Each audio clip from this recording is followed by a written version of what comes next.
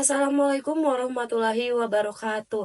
Tabi pun. Perkenalkan, nama saya Erika dengan NPM 2210301189 dari Fakultas Syariah Prodi Hukum Ekonomi Syariah.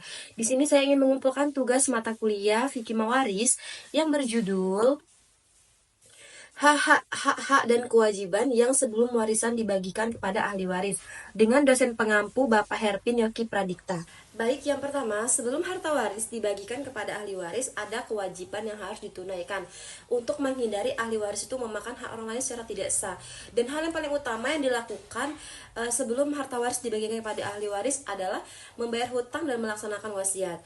Dan ada kewajiban ahli waris. Jadi kewajiban ahli waris itu ada 3 bagian. Yang pertama itu membayar biaya penyelenggaraan jenazah. Yang kedua itu ada membayar hutang-hutang pewaris. Dan yang ketiga ada melaksanakan wasiat pewaris.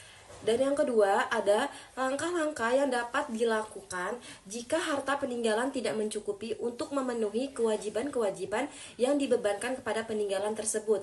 Yang pertama itu ada dalam masalah perawatan jenazah ya. Jadi kewajiban untuk menanggung biaya tersebut adalah ahli waris yang semasa hidupnya ditanggung oleh pewaris.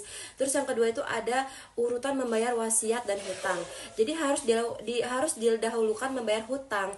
Karena apa? Karena harus mendahulukan kewajiban daripada anjuran berbuat baik. Terus yang ketiga itu ada membayar hutang pewaris. Jadi di antara hutang kepada Allah dan hutang kepada manusia, maka sebaiknya didahulukan membayar hutang kepada manusia. Oke, selanjutnya hak-hak yang berkaitan dengan harta warisan dan kewajiban dapat mempengaruhi proses pewarisan. Yang pertama itu ada yang berhak menjadi ahli waris. Jadi yang berhak menjadi ahli waris itu orang yang memiliki hubungan darah dan hubungan perkawinan dengan pewaris, terus beragama Islam dan tidak terhalang oleh hukum. Terus yang kedua itu ada besaran bagian yang diterima oleh masing-masing ahli waris. Dan yang terakhir ada cara pembagian harta warisan untuk meningkatkan efisiensi proses pewarisan dapat diterapkan dalam praktik hukum waris. Yang pertama itu ada adil dalam pembagian warisan, yang kedua ada menghindari sengketa warisan, dan yang terakhir ada menghormati kehendak pewarisan. Baik teman-teman, mungkin itu saja poin-poin penting yang bisa saya sampaikan kepada teman-teman semua.